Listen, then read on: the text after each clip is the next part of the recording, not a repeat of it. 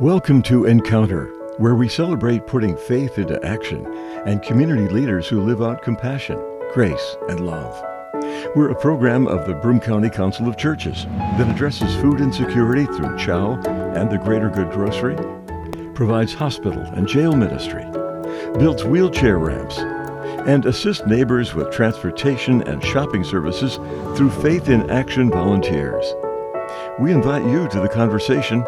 Encounter your neighbors as we learn to walk together in love and kindness.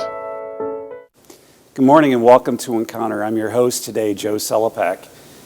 There are pastoral transitions and there are new ministers in our area all the time. And every once in a while I get to meet a new minister and a person perhaps who I share a little bit of affinity with because Damond Wilson is my guest today. Damond and I both graduated from Colgate Rochester Crozier Divinity School. Yes. He was featured actually in one of their newsletters because he had just been appointed to a church here in Binghamton. Mm-hmm. So welcome to Encounter today, Damond. Thank you. Glad to be here. All right. So tell me a little bit about your church. Like, what do you it's an AME Zion church, AME correct? Zion, right? Correct. Yes. And the Trinity AME Zion. Yes. Yeah. And where are you located, and how can people get to know the church? Yes. So we are located in the First Ward, off of Oak Street, going towards Prospect. We are a neighborhood church. Right. We are situated right not too far from Main Street. So we've been there for about 70 plus years now.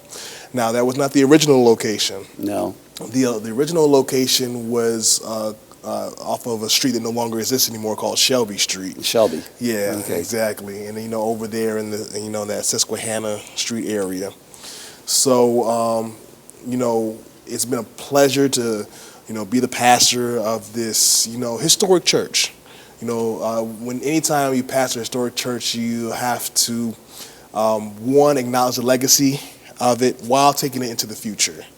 And I will say that's been one of the greatest pleasures of mine, to be able to, take something that has such a rich history, especially here in the Binghamton/Broome County area, and be able to, move it into the future. But yes, to answer your question, yes, we're locally located here in Binghamton, right off of Main Street and Oak Street.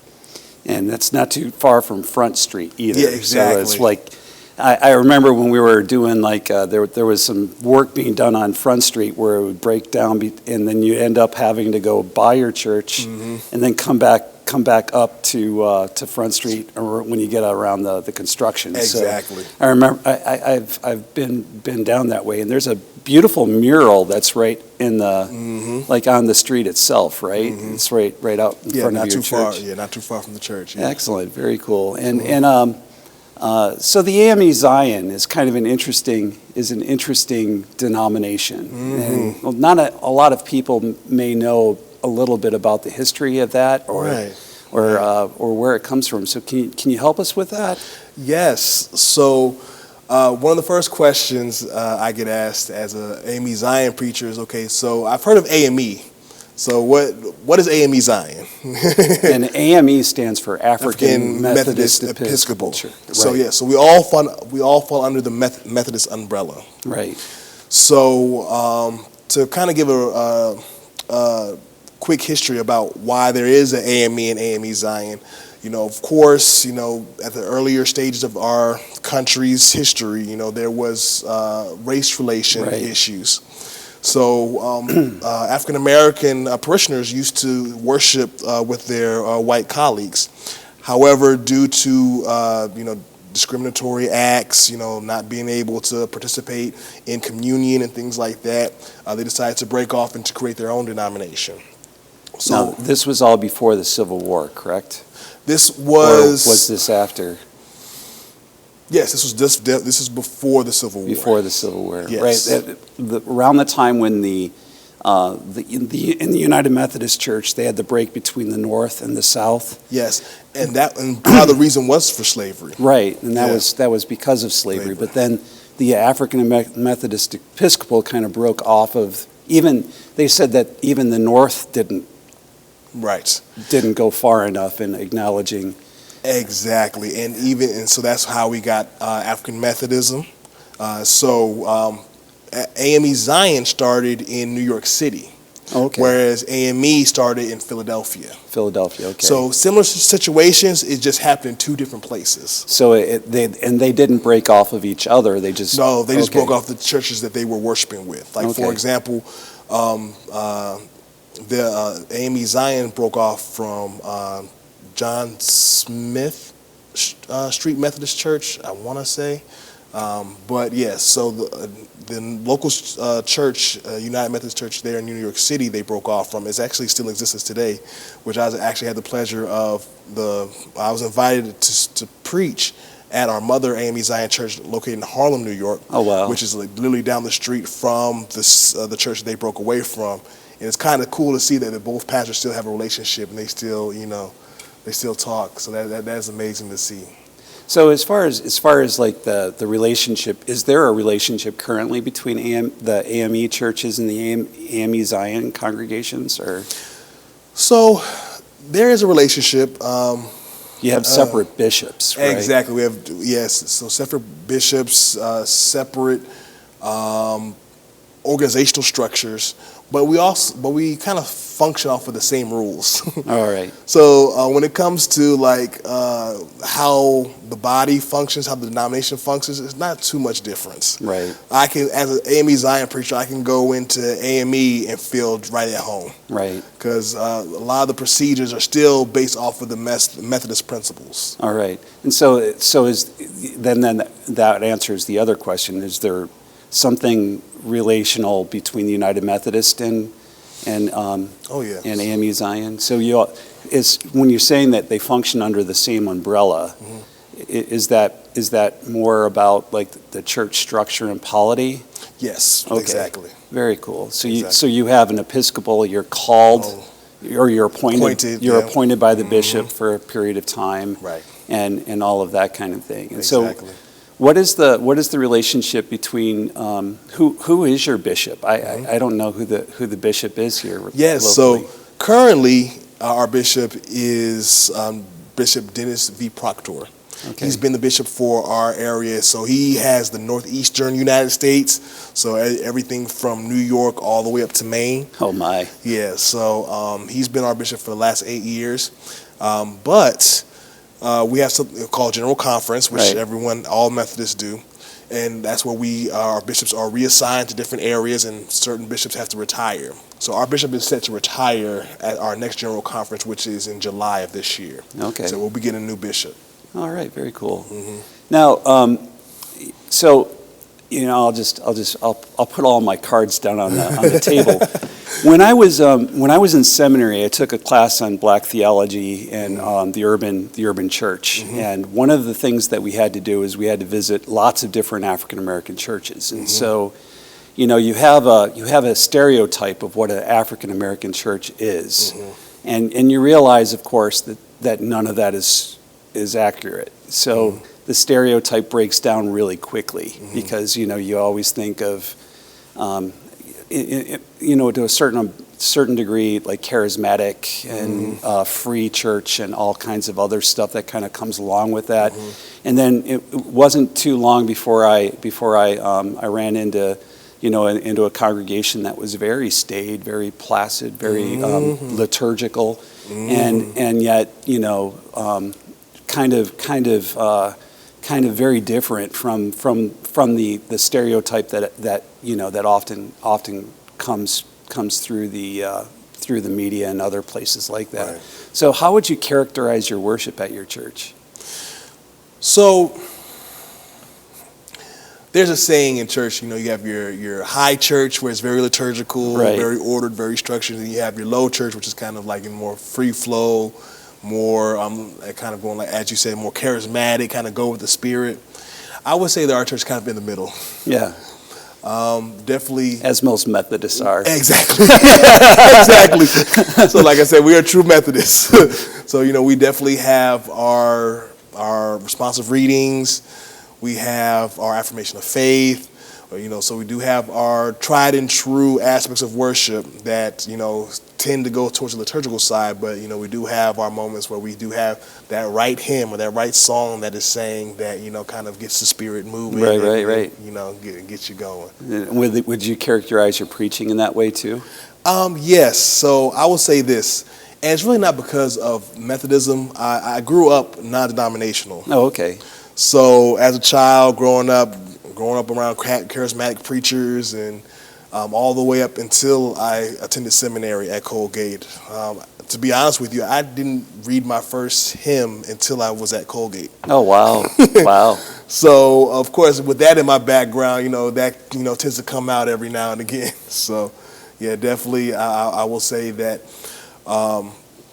when it comes to my preaching style, I tend to lean more into the charismatic side, but I know that given whatever audience I'm in front of, I can, produce a word that is meant for them. Because I have had the opportunity to preach at Catholic churches and things like that, and Right. give homilies and things like that. So I'm able to tailor it towards the audience that I'm preaching for. It's interesting because I grew up holiness, so I grew up in the Wesleyan part of Methodism, so to speak, and so I have a similar story where most everything that came from that tradition was very open and very free and very.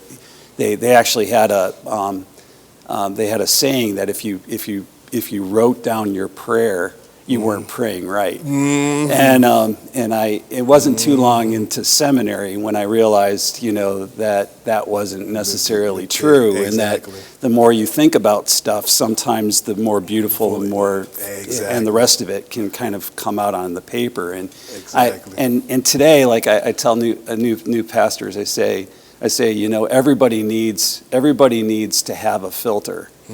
And one of the ways to get a filter is to actually put an outline down or write something onto a piece of paper, whatever it happens to be, so that at least you have an idea of what you're looking like and how you're sounding. Exactly. Yeah. Exactly. So no, I definitely agree because that's the age-old question when it comes to preaching. Do you preach extemporaneously or do you write the manuscript? And I'm a manuscript preacher. And I believe that the Spirit flows through the whole process, even through the studying. Right. And it all comes together. So I don't have any issues. I don't knock anyone who is able to go up there and just preach. Flat-footed and just go up there and just go. But I appreciate God in it all. Well, yeah. So let's talk. My guest today is Damond Wilson. He is the pastor at Trinity AME Zion Church over on Oak Street in the First Ward, and we've been talking about his congregation. Now let's move it into talking a little bit about you and where you come from and your call to ministry. So you've had an interesting journey then. If you started off in a non-denominational church and then you end up in an AME Zion congregation, you want to tell us a little bit about your story and where you come from? Ooh, yes. Oh man, but I don't know if we have enough time. No, but yes, trying to condense it as much as possible. I never thought I would be in the pulpit. Right. I've grown up in church. I'm what you call a pew baby. I've always been in church. My parents have always been, active in church. And even like how I got to not being non-denominational was interesting because it was a compromise between my parents. My father grew up Roman Catholic. Oh, wow. And my mother grew up Southern Baptist. So even like for those who know church, like those really two don't mix. But so they compromised and said, okay, we'll do non-denominational. And so grew up non-denominational, grew up serving the church, did sound ministry, did art ministry, acting, performance arts, like things like that. And I always saw myself being a member of the church and helping out where needed. It wasn't until later in life that I actually received my call to preach. So after a divorce, mind you, I was in a place in my life where I was trying to figure out, okay, what's my next step? And out of all places, at a revival, I was called up front because the minister wanted to pray for me, and they started just speaking positive words over me. They actually started speaking about what I was going through at the time. Mm-hmm. Now, mind you, only small handful of people actually knew what I was going through at that time, and most of them were my family. Right. So the fact that they were able to to speak so in depth about my situation and what I was going through, and I was just like, that really caught my attention. And when the minister was wrapping up, he said, God is going to do something great in your life. You're called to ministry. I was like, okay, well then. So fast forward a month or two, and I have this dream about I'm walking on a college campus. Right. And I'm just walking around looking at the pillars and looking at the architecture and everything. I'm like, okay, this is cool. So I wake up from the dream. I'm like, okay, maybe the Lord wants me to go get my MBA. Because, that's my background is business. Oh, okay. So, okay, yeah, I've been thinking about MBA, so maybe this is the Lord just confirming that. So it wasn't until I started reading the Reverend Dr. Martin Luther King's autobiography, and actually got to the part where Which one were you? Oh, his autobiography. His autobiography. Okay, so the one he wrote. Yes. Okay, very good. Yeah. So it talks about his seminary. Okay. And someone just told me, you know what? Just look it up, Google it. And when I Googled it, the picture of the college was the same college that was in my dream. Oh, wow. So that kind of got me down that path of looking into Colgate, and I was just say the rest is history. So it was the Colgate on the Hill or the new? No, the new so location? so it's actually when I looked up Crozier, where it was in Philly. Where it was in Philly, exactly. Right, where it was in Philadelphia. It was that building. Oh, okay. And of course, since it merged with Colgate, Rochester, right. That's what took me to. Well, and it was interesting in the seminary when you would walk down the hallway, they brought out the old Crozier sign that was right there, and so you would be able to see what the sign looked like.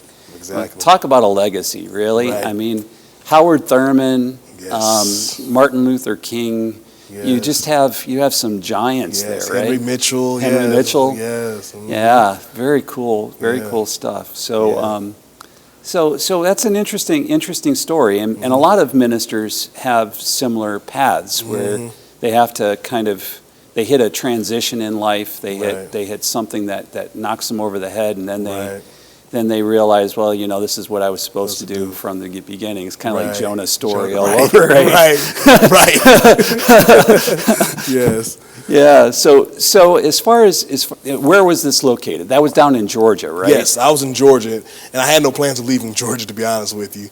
But until after this happened, it was just enough of a wake-up call, like, Damond, no, you need to get up and go. All right. So, yeah, I sold my house, packed up everything. A couple months later, I was living in Rochester, New York. So do you still find with your business background, does that still come out when you're thinking about your congregation? And, yes. Yeah. Oh yes, because I know that as a pastor in a church, people think it's a dirty word when you say the church is a business. Right. People think, oh no, it's religious, and in a lot of ways, it is spiritually led. It's an organization where people come together to share their faith, tradition, and their beliefs. But there's also another side to it. There is an administrative side to it. Right, there always is. Yes, exactly. You have a budget to maintain. You have to manage your volunteers. You have to make sure that your ministries are operating at, in a certain capacity. And efficiency, Exactly, and efficiency. So it's like I know business seems like a dirty word in the church, but honestly, if I believe that, especially, and I'll be honest, if more African American churches kind of took that mentality of, yes, there is a administrative, we don't have to call it business, a more administrative side to it, I feel like our churches would be in better shape. Yeah, it's interesting to me. I'm an ordained minister, but I work in a nonprofit, and being at the Broome County Council of Churches is that way, and you end up with entering into interesting conversations with people because you realize, that to a certain degree, seminary doesn't really prepare you for that part of side of that part of your work, and so you're thinking, I've got some remedial work to do in order to get to the point where I can read a budget or put a budget together or do other kinds of things, but you can't operate anything without understanding how that works, right? Right. And honestly, I do think that that's one of the reasons why theological education has experienced a decline. Right. Because you're paying just as much as if you go to any other graduate school, but you're not being fully prepared for the job that you want to do. And there has to be a conversation that goes on between the administrative side and the theological side. Right. Money is a theological issue. Exactly, it is definitely. Yeah. So how do you rectify that in your own ministry? Like where does that conversation lead you? I think for me, it's the balance between faith and discernment. Right. I think that too often, sometimes ministers lead into faith when they really need to lean into discernment. Yes, there are some times when, faith is just, okay, we have been good stewards over what we've been blessed with, and we still find ourselves a little bit short, so we're going to pray and believe and have faith that God's going to provide. Right. But I feel like there has to be a portion of where we have been good stewards first. Right.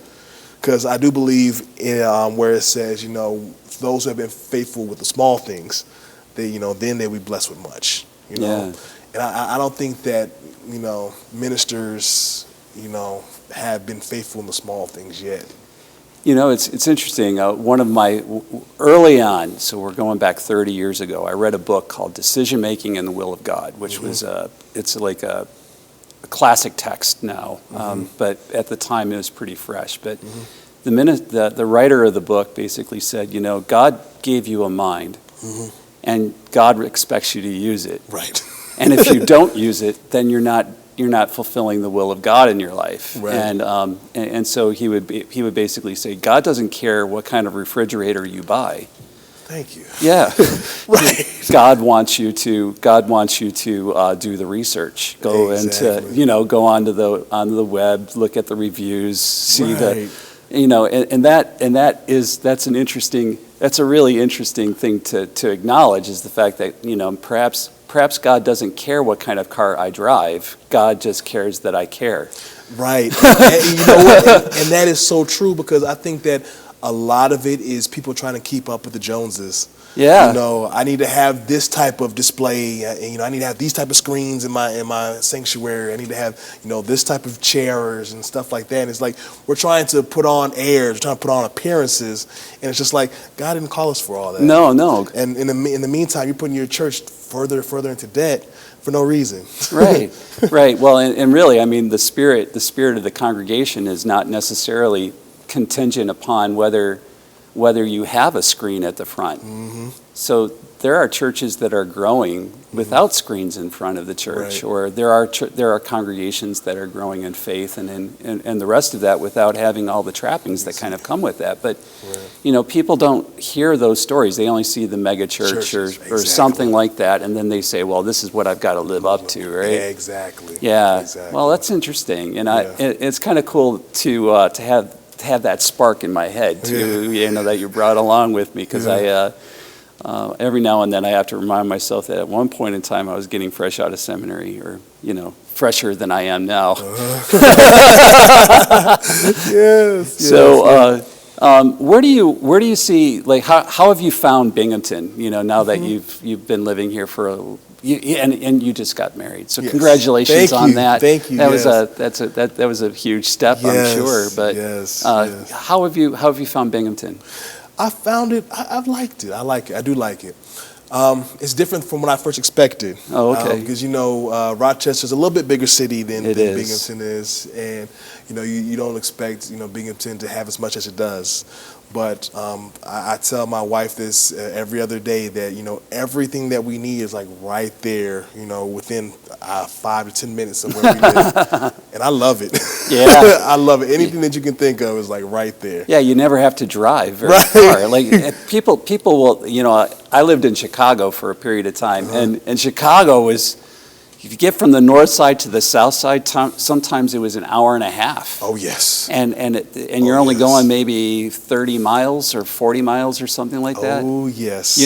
And that's not something that you experience here in Binghamton, right? Exactly. Yes, a similar story for myself. I grew up in the Atlanta area. Oh man. And yes, a 20-minute commute some days would take me an hour and a half. Oh yeah. So when I moved up north in Rochester, now in Binghamton, like just being able to get it wherever you want to, within 10, 15 minutes is amazing. So if folks want to find out a little bit more about your congregation, how would they be able to do that? Are you on the web and that kind of thing? So we are in the process of creating our website.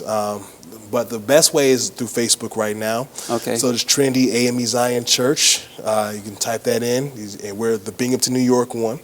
And, all of our service information, all of our, we're going to start posting our sermons pretty soon. Okay. So, so that's the best way to find out more about us.